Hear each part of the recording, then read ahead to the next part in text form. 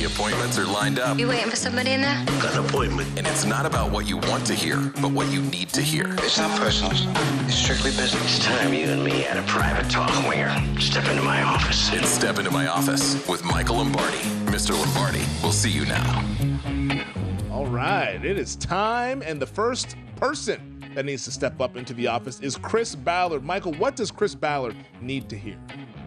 Well, I think Chris Ballard already knows what to hear. He needs to keep his owner, Uncle Jim Irsay, from talking, and I think that certainly could calm the waters. But I do think that Chris needs to understand that whatever decisions they make organizationally as it reflects upon Jonathan Taylor, whether they redo his contract or not, has to set precedent moving forward.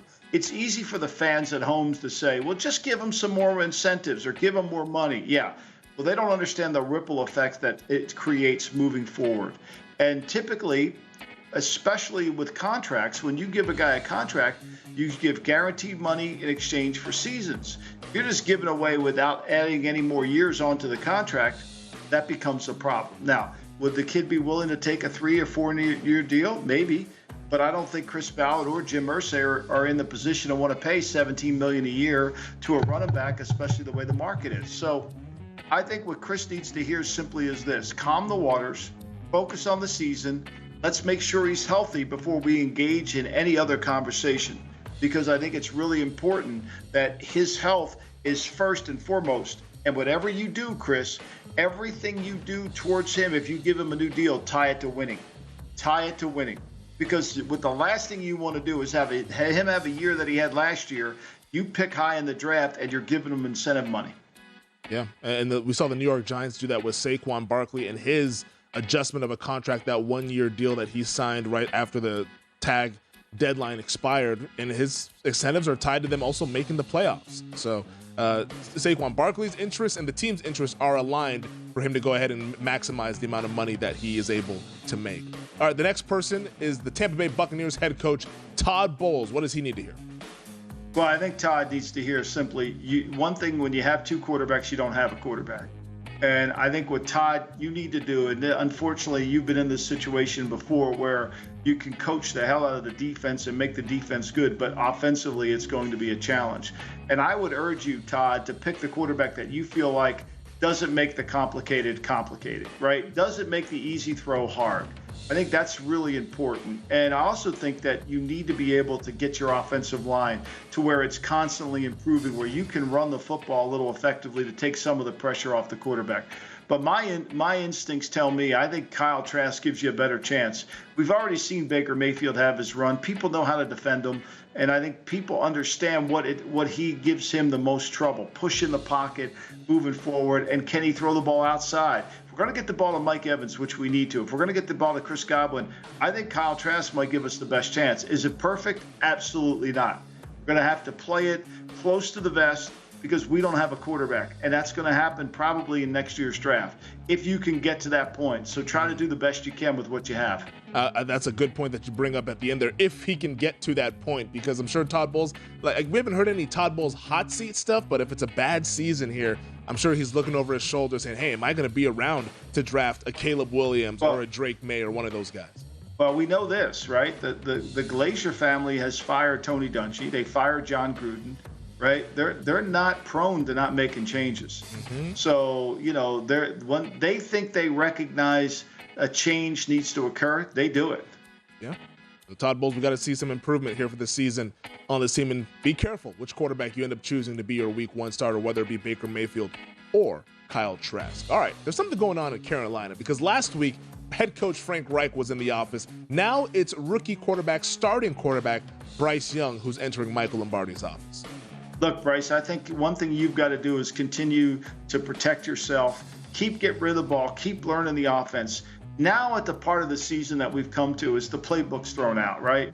So you're not going to play in the final preseason game. So now make sure that you're on the same page with the offensive coordinator, Thomas Brown. Make sure you're on the same page with the head coach, and just run the things that you feel most comfortable running, and make sure you're protected. I think it's really important that you grind down on those protections. You make sure you understand where the hots are, what's coming towards you, but you've got to do a really good job of throwing out the whole playbook and just running it to where you run the things that you have to run. I think one of the biggest problems in pro football is everybody tries to do too much, right? Everybody tries to create too many more plays. And I think back to Steve Jobs. And when Steve Jobs, when he took over Apple, he cut down the product line. Steve Jobs is famous for understanding what focus is. And I'll explain what focus is for you, Bryce Young. Focus is people thinks it means say yes to the things you must focus on. But that's not what it is at all. It means saying no to the other good ideas that they're out there and picking carefully to what you can run and proud of the things that you've done and dismiss some of those. Innovation is saying no to 1,000 things. That's what you need to do. It's not about new plays. It's about running these plays better. And I think that, as your leader of the team, I think you got to convince them of that. Yeah, that's excellent advice. I think oftentimes with a lot of young quarterbacks, especially rookie quarterbacks, we see them trying to do too much and sometimes compounding errors. Just because one guy makes a mistake, you can't correct what he did. You just got to make sure you make the safest play to keep the team on task and stay ahead of the sticks there.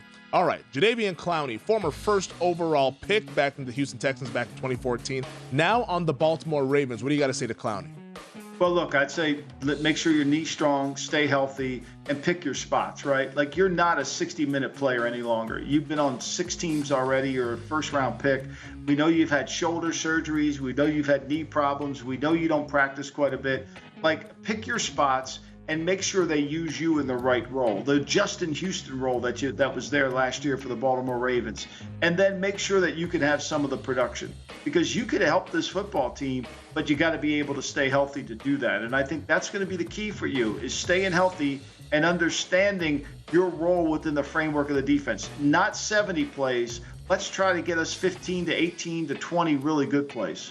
Yeah, he is the first #1 overall pick to play for 5 different teams since Jeff George back in the 1990s. I believe Jeff George ended up playing for 7 teams in his career there. So it's been bouncing around. Not a good thing to be with, Femi. That's not a good thing to be with, right?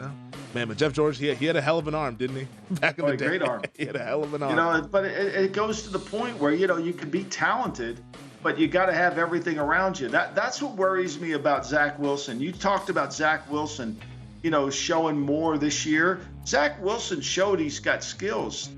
Can Zach Wilson endear himself to his teammates? I mean, that's what makes Garoppolo so good. You hear those players talk about Garoppolo. They love him. It isn't because Garoppolo throws an easy ball to catch or Garoppolo has a powerful arm. Garoppolo's a leader. I think that's what Zach Wilson needs to try to become. Yeah, I saw at the end of the Raiders-Niners game, man, those Niners guys were going up to Garoppolo like it was like a long-lost relative. Yeah. They hadn't seen in a while. It's like, hey, Jimmy, how you doing? All right, last person that needs to be called into the office, Cleveland Browns kicker Cade York, who has struggled so far this preseason. What do you have to say to Cade York?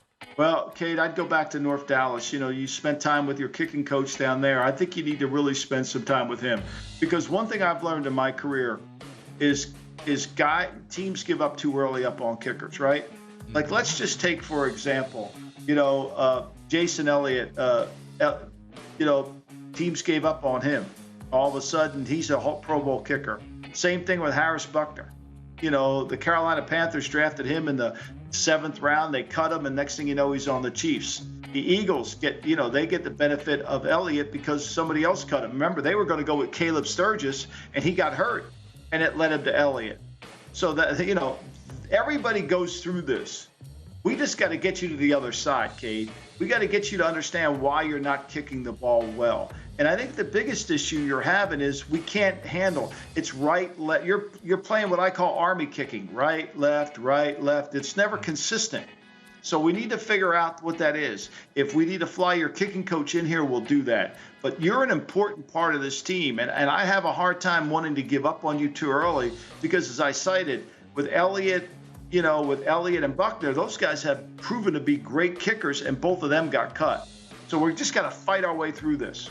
Yeah. And another example of that is Daniel Carlson, who was with the Vikings, had that bad game against the Green Bay Packers, missed field goals, has been with the Raiders ever since, and was an all-pro last season. That's right. Another one. I mean, Zimmer just got impatient with him. Look, yeah. I'll say this, and I would have been the same way. I wanted Matt Stover, when we signed him in Plan B back in 1991 in Cleveland, I didn't think he had the mental makeup to do it, and Belichick just said, look, relax. We'll get him to be a good kicker, and he was right. Go to VSiN.com/subscribe to become a VSiN Pro subscriber today.